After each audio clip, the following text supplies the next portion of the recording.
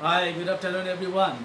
Today in this video I am going to tell you about the recent terrorist attack on Indian civilians who went to Indian people who went to visit Pahelgam. That is a place, a tourist spot, one of the most attractive tourist spots in India, and situated in Kashmir, which is called mini Switzerland, and you can say this is the Switzerland of India. So this place is most attractive to many of the tourists here in India and in the world. So almost all the Indians who go to Kashmir after the particularly Indian people now are buying lands there. Indian people are visiting in a very good number, because from you can see that from 2019 to till date, if you see the statistics, you will find that gradually year after year the number of tourists are increasing there. Most of the many people are gathering there, are going there to see the scenic beauty of Kashmir, because Kashmir is one of the most beautiful place in the world. Okay, and India feels proud to have Jammu and Kashmir as an India's. Remember that Jammu and Kashmir is an integral part of India. Okay, so the militant attack on Indian people does not only mean the attack on some 26 people. It is an attack on Kashmir. It is an attack on India as a whole. It is an attack in the hearts and sentiments of 145 crore Indians. Okay, so this definitely has caused an anger of the Indian people. Indian people, irrespective of all political parties, of all religions, of all caste, creed and social position, they all have come together, and they are requesting or they are sometimes dictating or commanding or saying to the government of India, particularly our Prime Minister Narendra Modi and the Council of Ministers, to take retaliatory action. And people have shown, all people of India, the people of India have shown solidarity with the Prime Minister and with the Council of Ministers, with the government as a whole. Here I would like to say that in the battle, number 2, number 3, what are the differences, or what are the military strength, navy strength of India and Pakistan, and what is the economic condition of now in of Pakistan and India, and finally I would say what is the present situation of Indo-Pakistan relations, and what are the global reactions, okay, if there is war, or if there is a direct confrontation, then what might happen. Okay, so let me say all these things, but before that I would like to say in brief about India's foreign policy. Why I would like to say about India's foreign policy? Because that will help you to understand, all of you, that why India is being a non-violent and non-aggressive and peaceful country takes retaliation, or talks about or says about violent activities, or the last resort, that is war. Why people of India are saying so?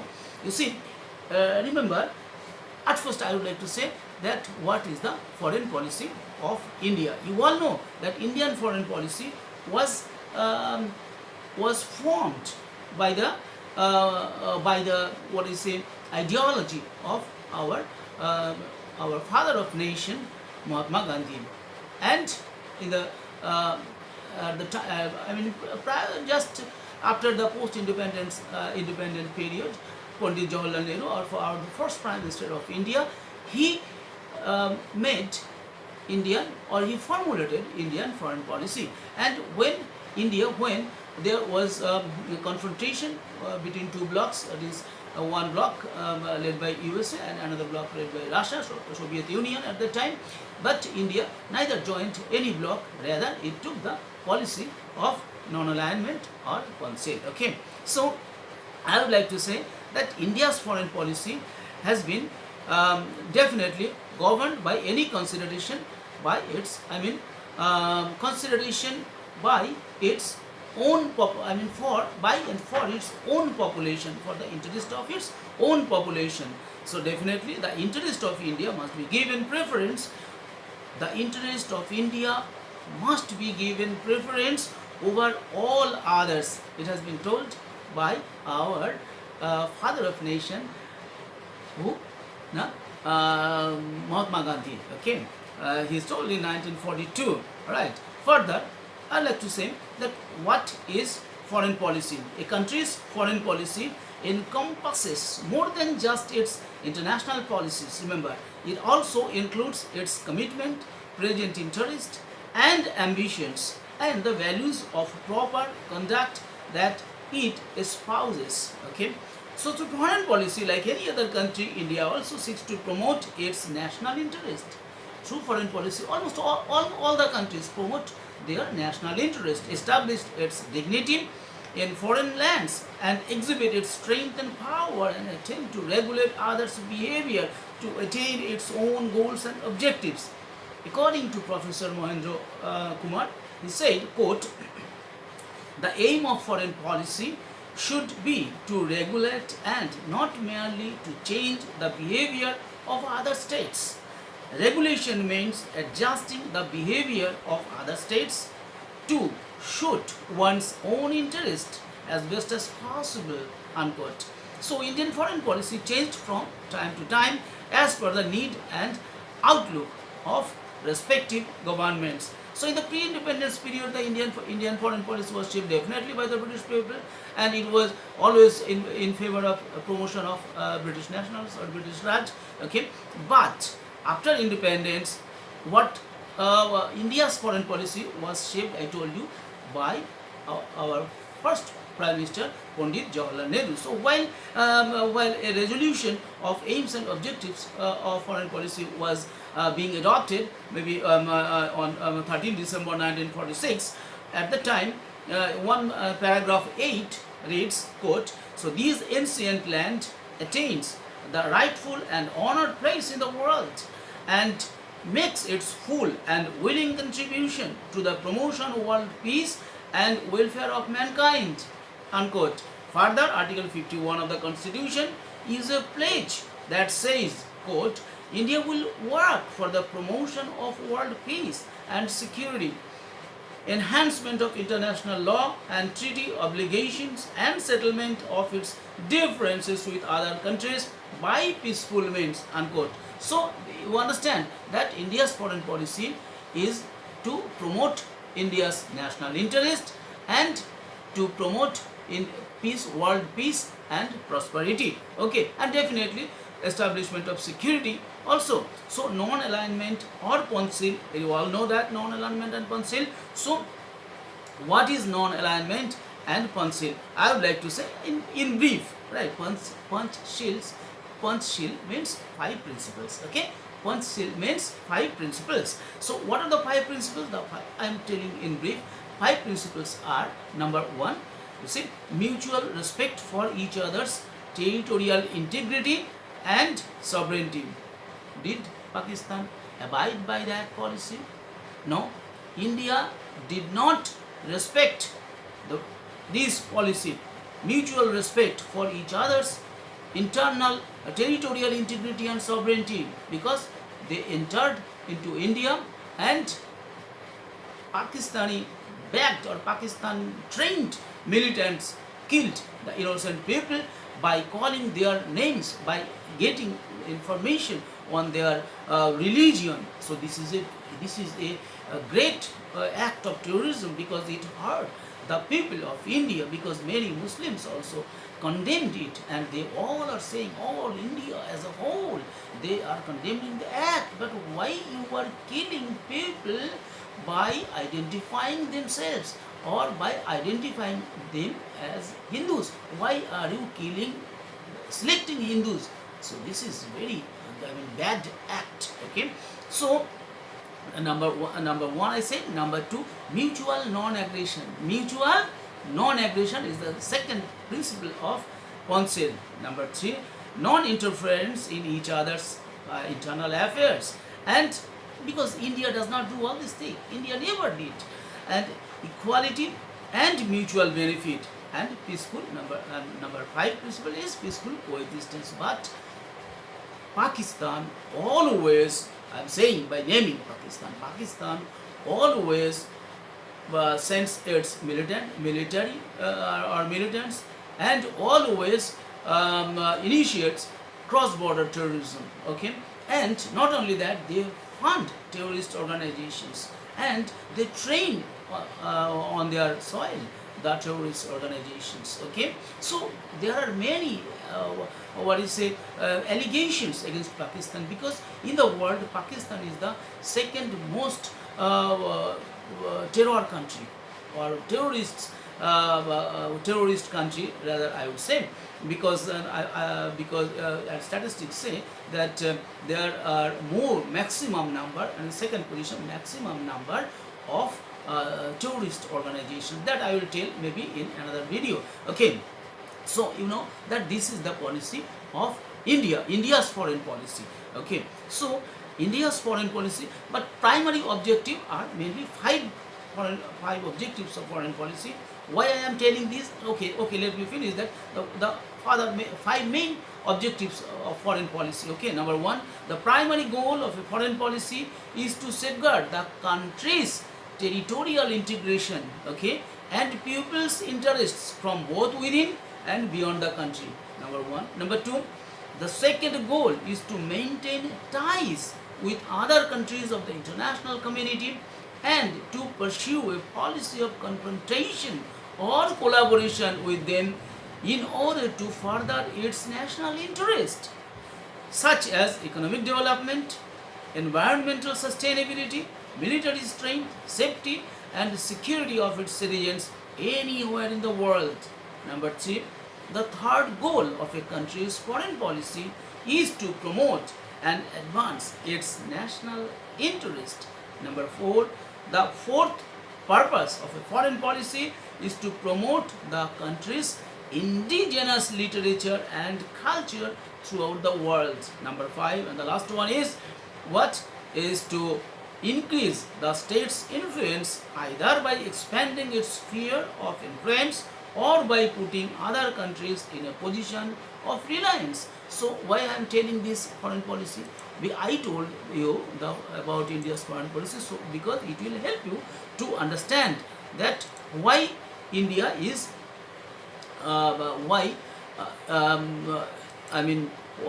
India follows always peaceful policy, or why always why India adopts a policy of non-interference, why India respects other countries, why India never attacks initially on any country, because India does not do that. India does not do that. If you see the record of Pakistan, you will find that there are many proscribed terrorist or extremist groups. Do you know how many proscribed or illegal terrorist organizations in Pakistan? Do you know? You will be amazed to know, or you will taken aback that how oh my God, so many terrorist organizations are there in Pakistan. I say yes, in Pakistan, according to South Asia Terrorist Portal, you will find, because I accessed today itself, I found that there are, how many do you know? How many? Nearly 76, 76, 66, 70, yes, nearly 80 organizations. 80, at first you will find nearly 80 proscribed terrorist or extremist groups existing in Pakistan. Number two, if you see that active terrorists or insurgent groups, do you know how many? That is, this number is also too much. That is nearly 35, like that. You see, who are there? Those are active terrorist groups operating in Pakistan. You will find that Sunni Tehrik, Islamic State Coalition, and Sindhu Desh Liberation Army, Haqqani Network. You see Baluch Liberation United Front. You will see Tanjin ul Islami ul Faruqi, Taliban, then Baluch Liberation Army, United Baluch Army, Jamaat ul Dawa al Quran, Tariq Gidar, Hizbul Tahrir. You'll see these so many organizations, Muslim Mujahideen, all Mujahideen force, then you see all Umar Mujahideen, Kashmir Jihad F, and you will see that all Jahid force, that is combines Muslim Jahid force, now Janbaj force and Kashmir Jahid force. And so you will see People's League, All Bark, Muttahida Jihad, Lashkar-e-Toiba, then Harkat ul Jihad al Islami. So you see, so many organizations are active in Pakistan, and and there are some other organizations, inactive organizations. So if you see this rate, you will find that, oh my God, so many organizations in Balochistan also. You will find many organizations like so many Balochistan Liberation Front, United Baluch Army, Baluch Republican Guards, Hizbul Tahrir, Sindhu Desh Liberation Army, and also Al Qaeda also there. That is a proscribed or banned organization, banned terrorist organization. You will find Balochistan Bunyad Parshat Army, Al Qaeda, Balochistan Liberation Army, Balochistan Liberation United Front. So many organizations, tehrik-e-taliban Pakistan, Khyber Pakhtunkhwa, there are also terrorist groups, and you will find Pakistan occupied Kashmir also. There are some terrorist organizations, Azad Kashmir also, Jaish-e-Mohammed, Jamaat-ul Dawa, Tehrik-e-Azadi Jammu and Kashmir, Muslim Mujahideen inactive, but Muslim Mujahideen and Muslim United Army are now inactive. Okay, like and then you will see Gilgit-Baltistan. There are proscribed and extremist groups. In this way, you will find in Punjab also there are some organizations. Some means many organizations. In this way, you will find in Sindh also. So like these, you will find that hundreds of organizations, banned organizations are working in Pakistan, and they are creating problems. And not only that, if you see that these terrorist organizations are getting finance from different countries, different organizations. Let me say, I was reading one article. That article has been written by N.S. Jamwal. He is a research fellow of IDSA. What is IDSA? IDSA is Institute of Defense Studies and Analysis. This is a journal. Okay, from this journal, I read one article that has been written by N.S. Jamwal, and the title of the article is Terrorist Financing and Support Structures in Jammu and Kashmir. You see, in this article, the author has nicely shown that suppose, for instance, investigators in the US believe that terrorists had spent about $5 lakh to carry out their September 11 attacks. Okay, although it is likely to cost the US at least $100 billion to repair the damage. So to repair the damage of $1 lakh, the USA had to spend $100 billion to repair the damage. Similarly, if you see that in India also, if you see, you will find that Pakistan, okay, according to one estimate, Pakistan spends around $5 million annually. That is almost 24 crore rupees to sustain militancy in Kashmir, while India's expenditure on counter-insurgency operations is around 1.46 billion on you just think. So Pakistan is financing to the terrorists. On the other hand, India is facing challenges in combating or to combat the military challenges or military attacks on civilians. You see, so this is the difference between two countries. These figures and indicate that how every dollar spent on terrorist activities necessitates a financial commitment, several orders of magnitude on counterintelligence and physical expenditures in the target country. So we are of the view that financing terrorism in Jammu and Kashmir costs no more than 70 to 80 million dollar annually, that is 400 to 500 crore. Just imagine. So this is the article says. So these estimates has been made on the basis of the observation that even a large terrorist outfit like Hizb-ul Mujahideen HM needs no more than 6 to 8 million US dollar annually, that is rupees 30 to 40 crore. There are no more than 10 to 15 such outfits in the valley. Just imagine how many proscribed and illegal organizations or outfits, terrorist outfits, are working in Jammu and Kashmir. Okay, so this is a fact. And do you know that how the funding is operating? Payments made to the terrorists operating in Jammu and Kashmir in Indian rupees. You see, upfront payment given at the time of recruitment. Remember how they are recruiting, how the terrorist organizations are spending money. Upfront, number one, upfront payment, upfront money given at the time of recruitment of the terrorists. How much? Foreigners, rupees 50,000. Okay, and locals, including Pakistanis, 25,000. 25,000 rupees. You just think how people are getting money for doing illegal or terrorist activities by the terrorist organizations. This is a complete violation of United Nations rules, United Nations policies, United Nations principles of Security Council. Okay.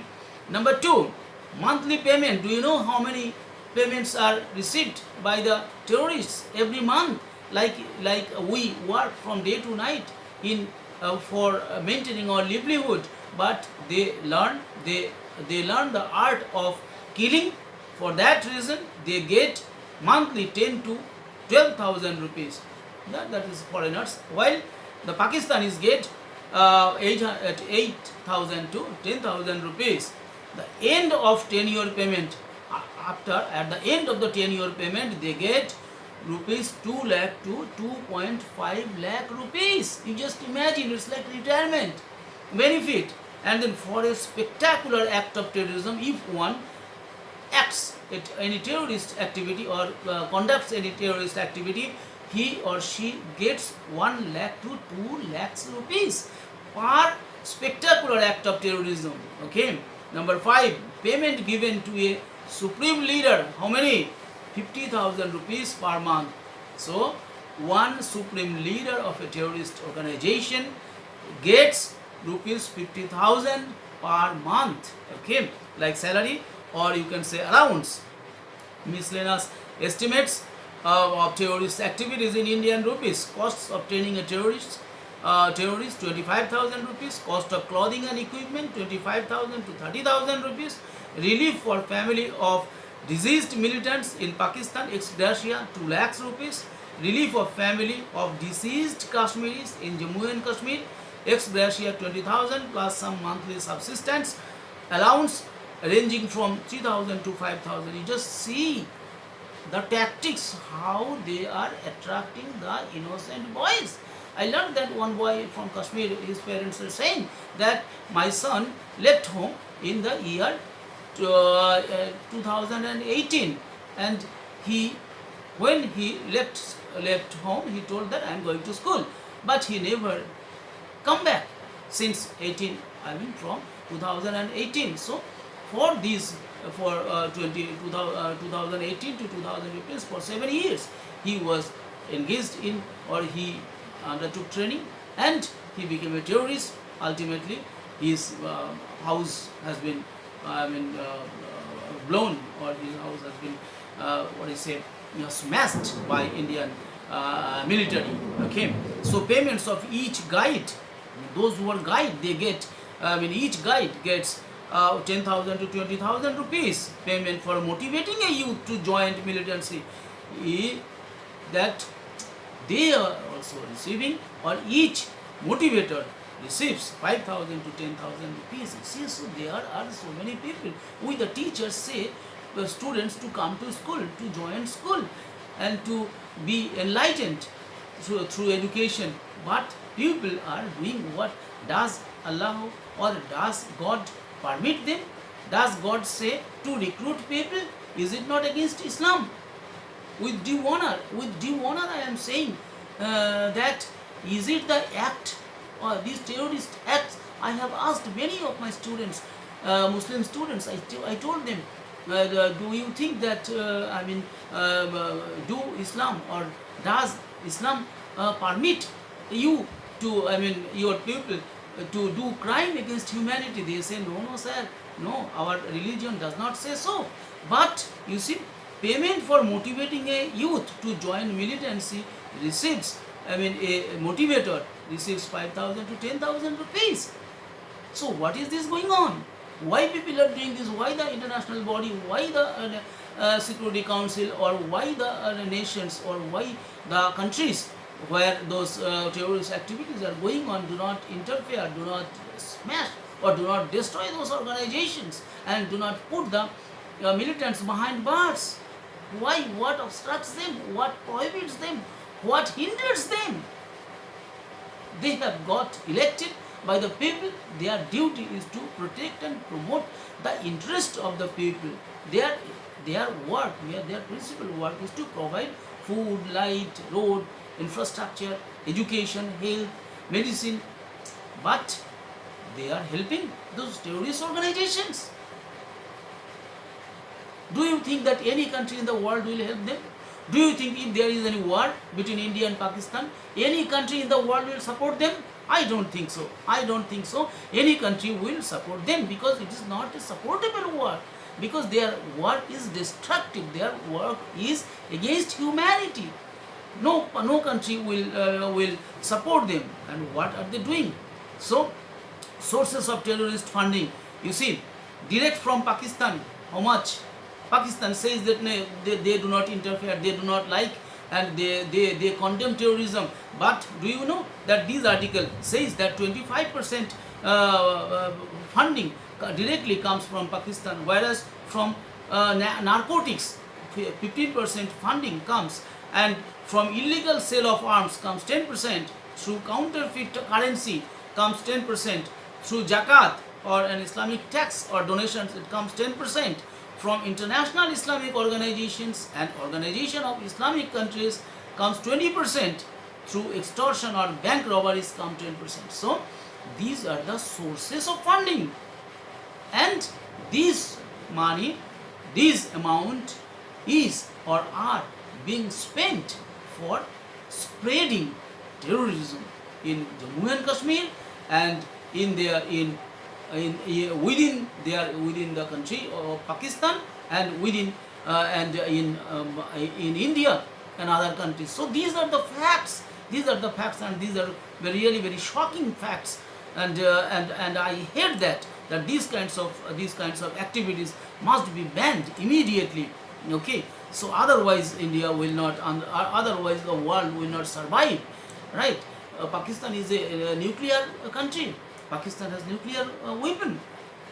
So the people, if they use this, if the terrorists use it, or if the government use this, then what will happen? There will be a disaster of humanity. What happened? We have seen in Japan in the Second World War. What happened there? People still are taking birth. They are as handicapped children, or people with deformities are taking birth there. So what is going on in the world? So definitely I will say, I will request to all the world community, all the world leaders to come forward and to smash the terrorist activities, particularly in Pakistan and everywhere in the world. Take an oath that to destroy terrorism, because this is human, because this is anti-Islam, because this is anti-Hinduism, because it is anti-Christianity. Christianity does not say so. Indian people, Hinduism does not say so. Islam also does not say so.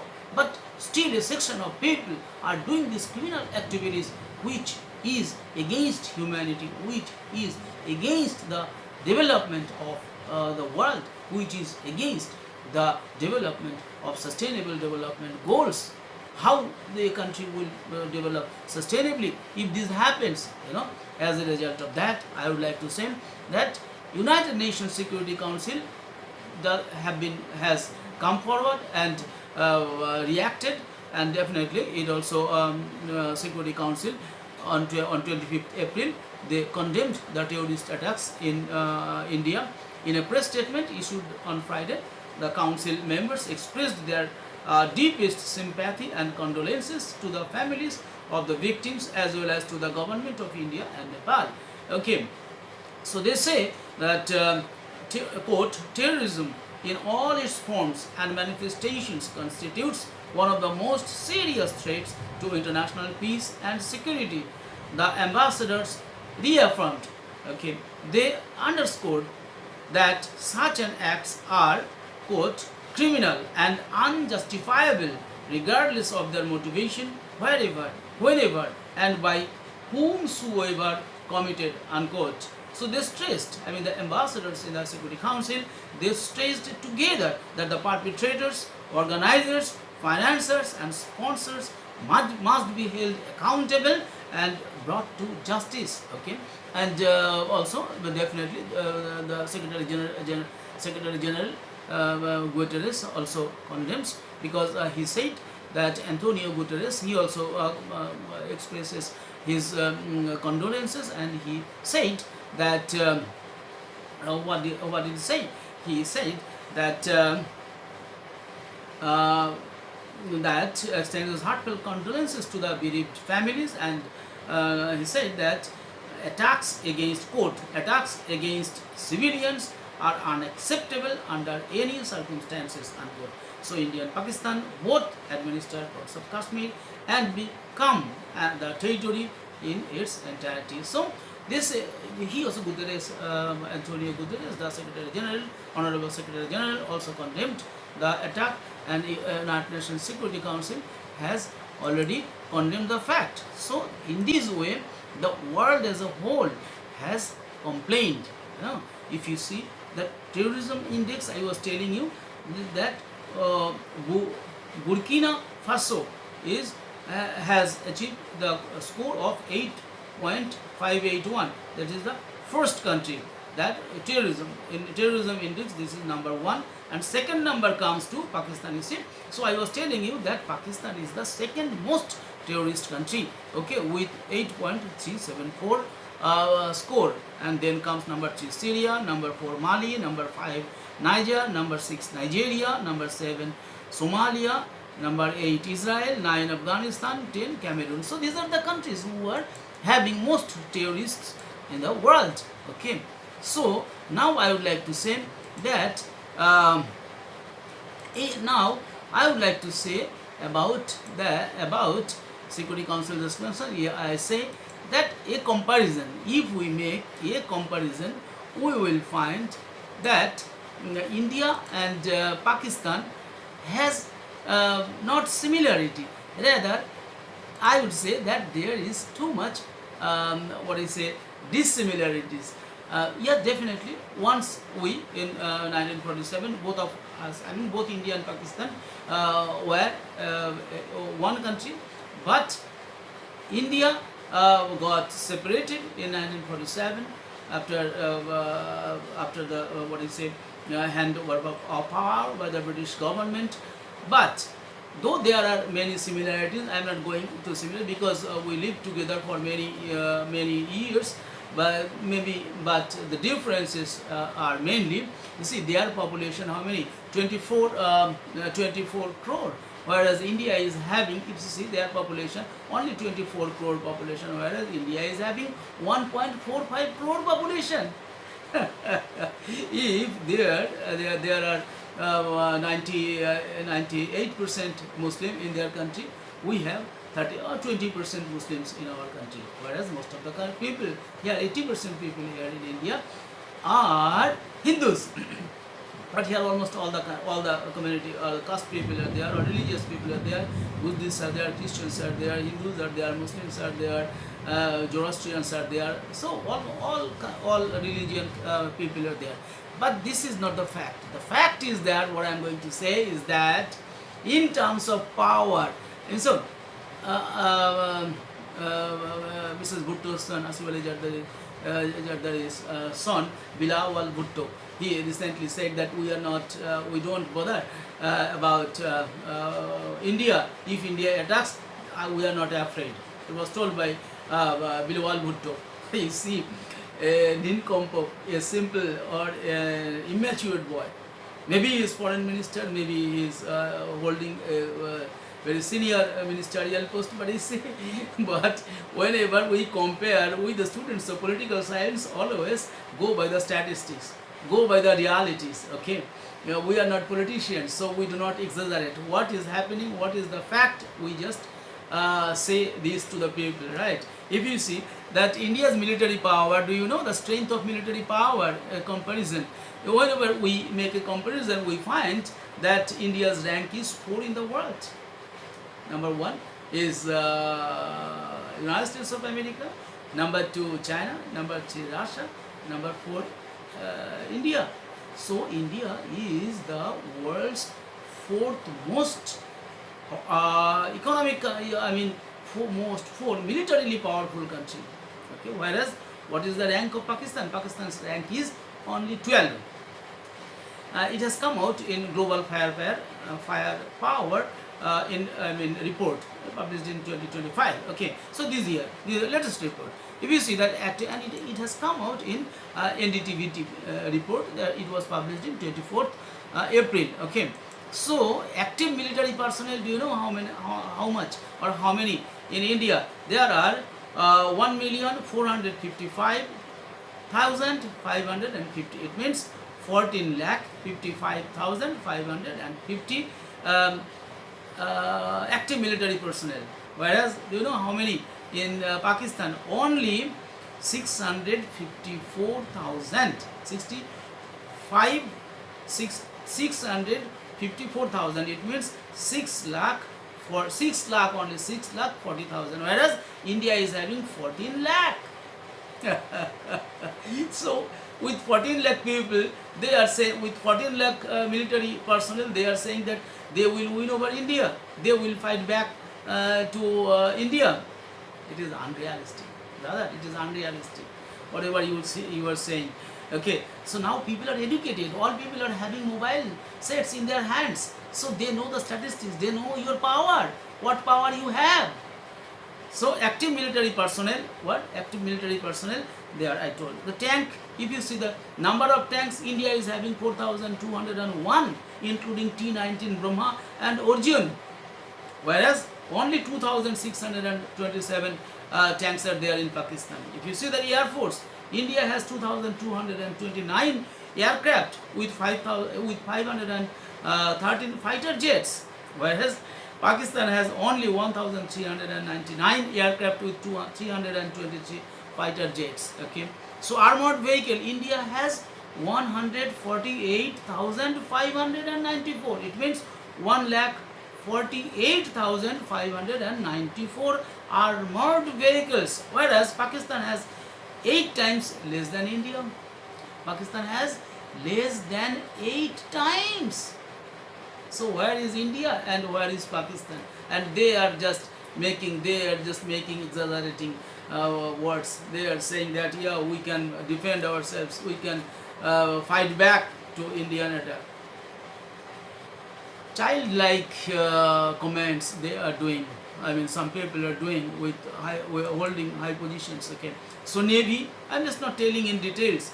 I'm just saying a little bit about Navy, naval assets. India has 293 naval assets and 2 carriers, whereas India has 293 naval assets and 2 carriers, whereas Pakistan has only 121.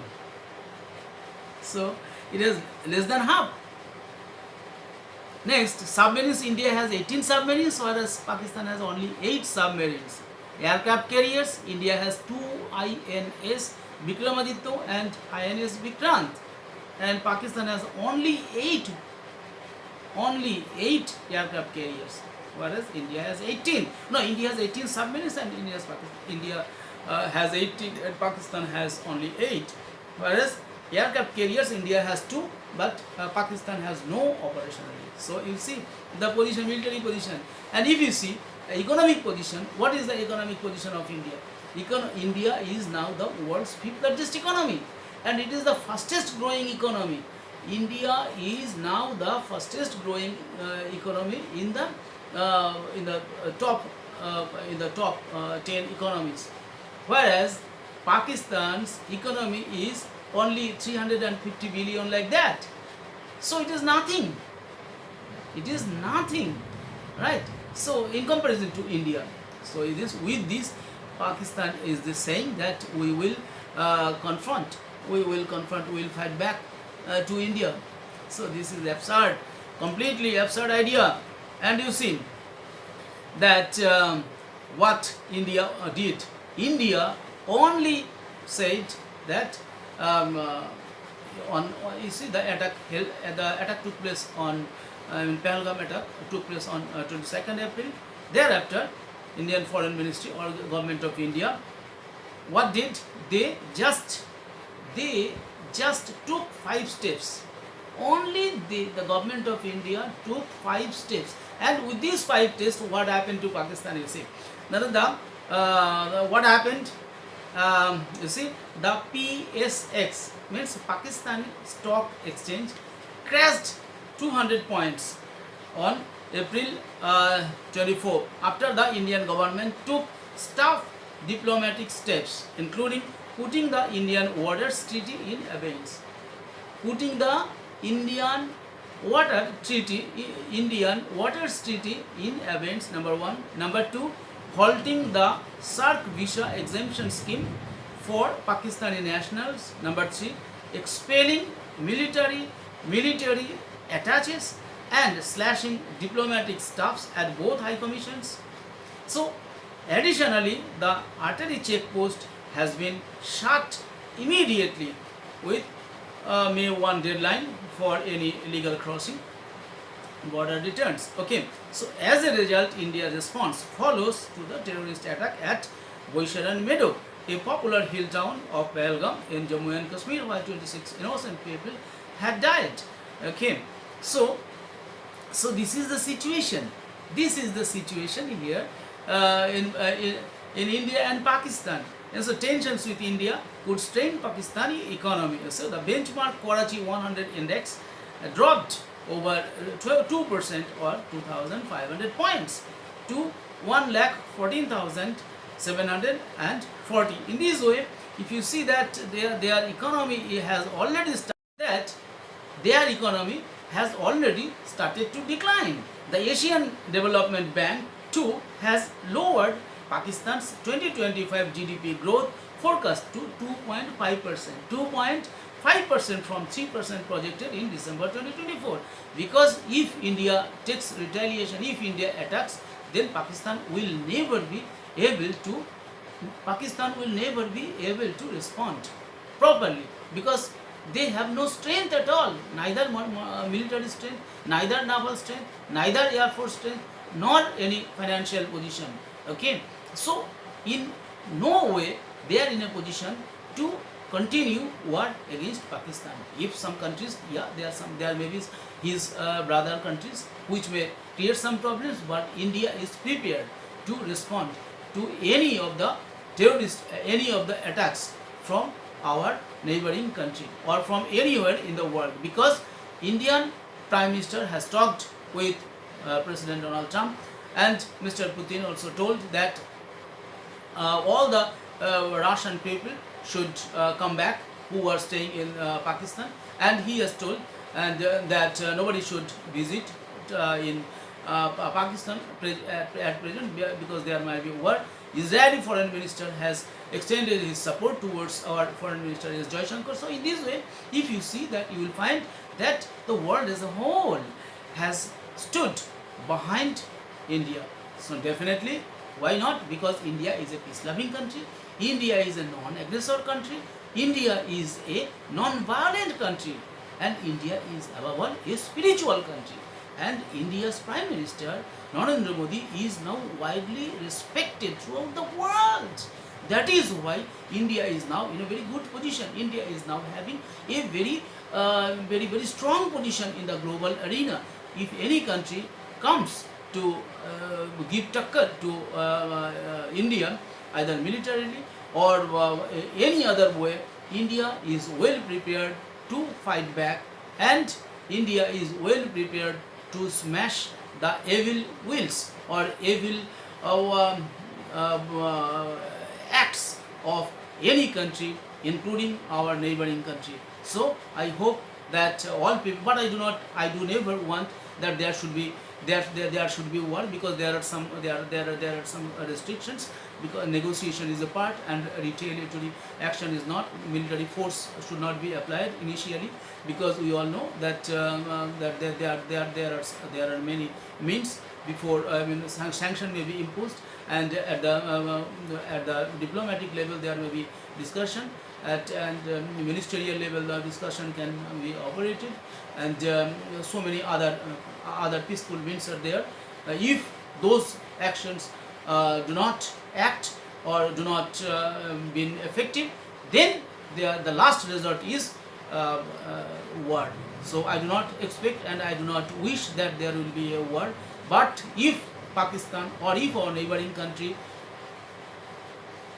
makes any further bad statement or make any further terrorist activity on any of the Indian people or any foreign nation or any people here anywhere in the world, then definitely the world community will show their anger or will show their red eyes and will definitely come together to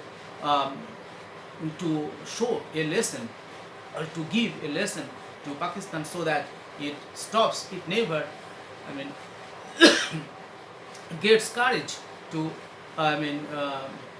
initiate any terrorist attack anywhere in the world. With this, I would like to conclude. Thank you very much for giving your ears for such a long time. Thank you.